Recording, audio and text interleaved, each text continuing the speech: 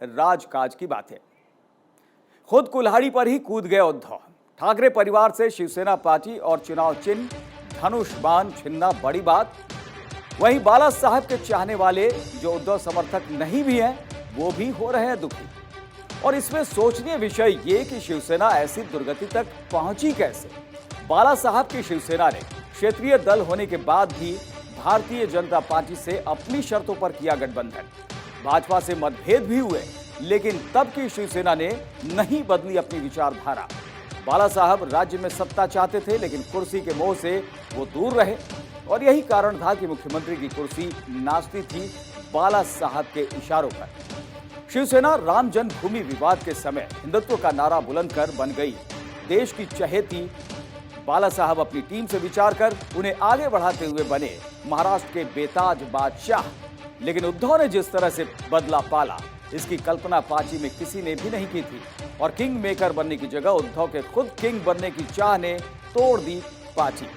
सियासी गलियारों में चर्चा कि गलतफहमियां पालने में भी उद्धव का कोई जवाब नहीं और इसी कारण उद्धव के हाथ से निकलती जा रही महाराष्ट्र की शिवसेना।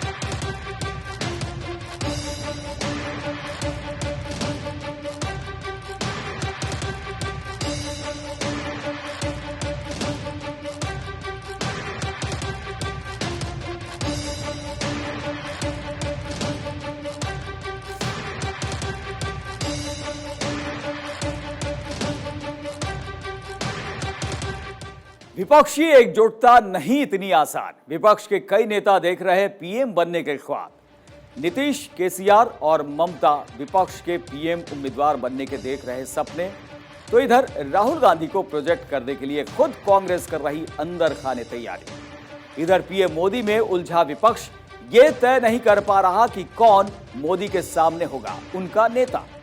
हालांकि सियासी गलियारों में चर्चा है कि जितने मुंह उतनी बातें, और अब ये बात समझ आ रही है राजनीति से जुड़े लोगों को भी। इधर क्षेत्रीय दलों और कांग्रेस में जारी है पीएम पद के लिए द्वंद्व, क्योंकि राहुल गांधी के नेतृत्व पर कई बड़े नेताओं को भरोसा नहीं है। ऐसे में विपक्षी एकता अब सिर्फ दूर के ढोल सुहावने जैसी ही कहानी है।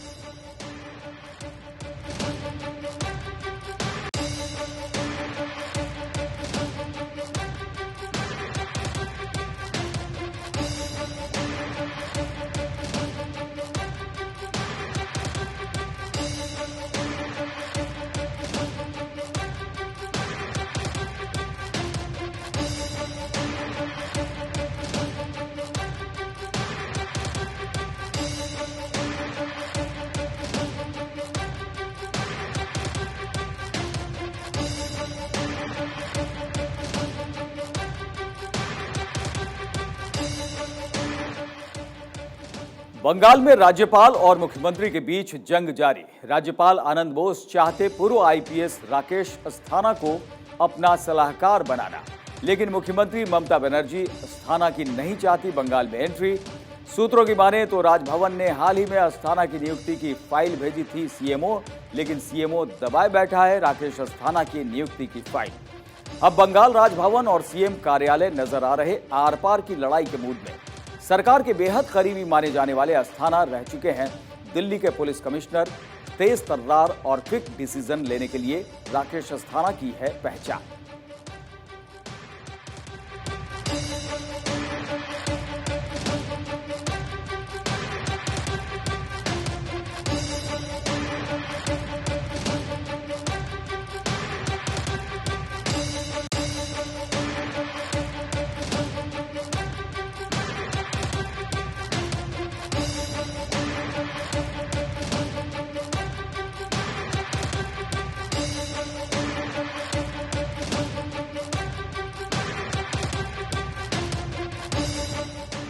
विधानसभा चुनावों पर टिकी हैं बीजेपी की नजरें। जल्द होने वाले मंत्रिमंडल विस्तार में चुनावी राज्यों को मिलेगी बड़ी हिस्सेदारी।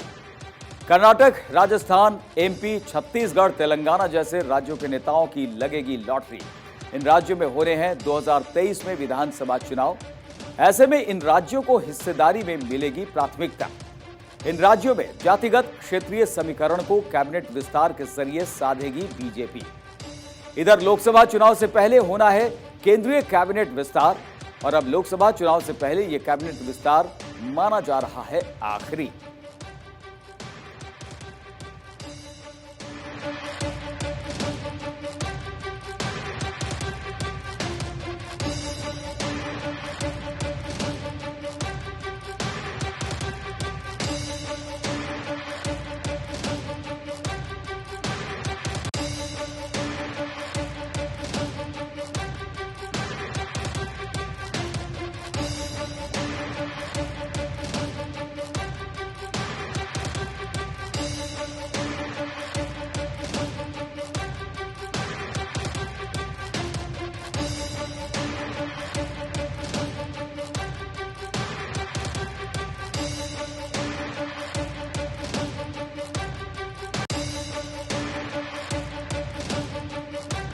आईएएस अधिकारियों को करोड़ों के तोहफे।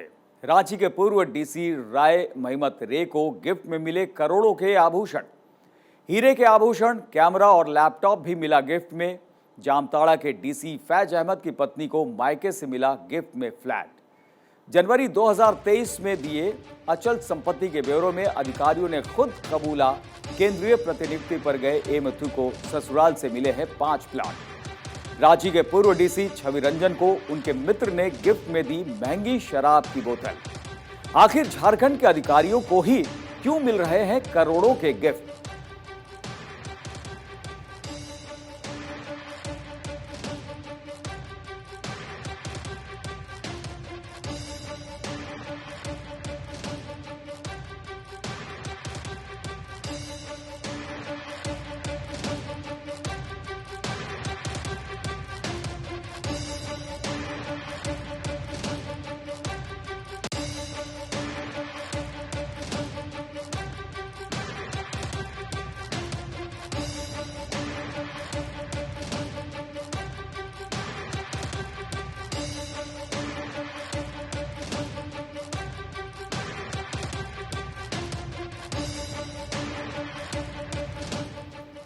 आखिर पीएम मोदी क्यों नाराज हैं अपने एक चहेते नेता से?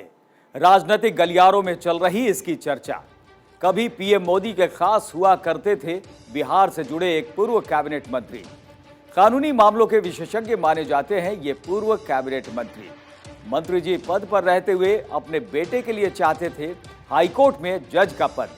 पटना हाईकोर्ट ने सुप्रीम कोर्ट कॉलेजियम को भेजी थी मंत्री जी के बेटे की फाइल, और प्रधानमंत्री कार्यालय को नहीं थी इसकी जरा भी भनक। जब इसकी सूचना कानून मंत्रालय ने दी पीएमओ को, तो मंत्री जी को प्रधानमंत्री कार्यालय ने कर दिया तलब, और इसके बाद मंत्री जी का मंत्रिमंडल से कट गया पत्ता।